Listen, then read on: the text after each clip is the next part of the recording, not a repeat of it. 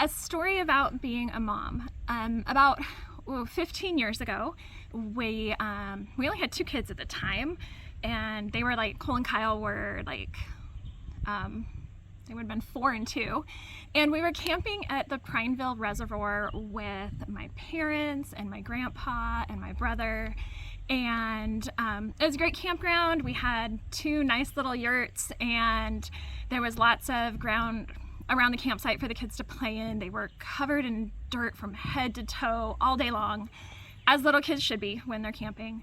And I thought that with having so many adults that this was going to be a nice relaxing camping trip for me, because the adult to kid ratio was pretty good.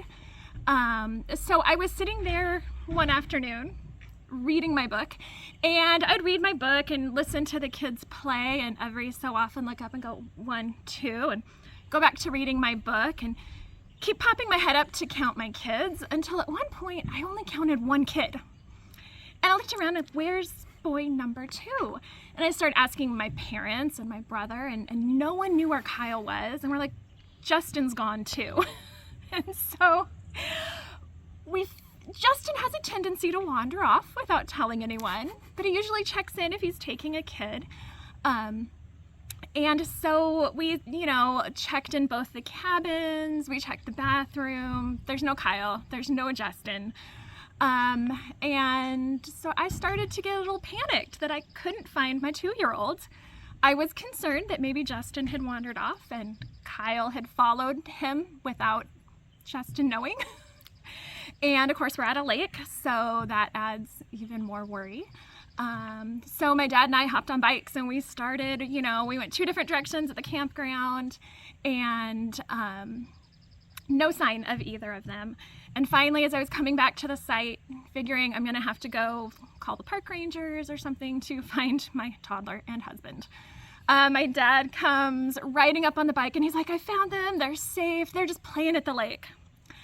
And all of my fear switched immediately to mama bear anger. And I went marching down to the lake.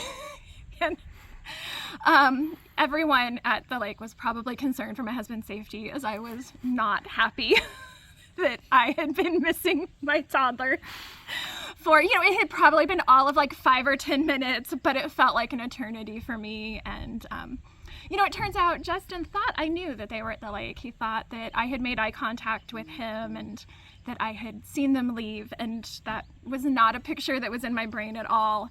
But yeah, that's the story of how I lost my kid, but he was never lost and completely safe the whole time.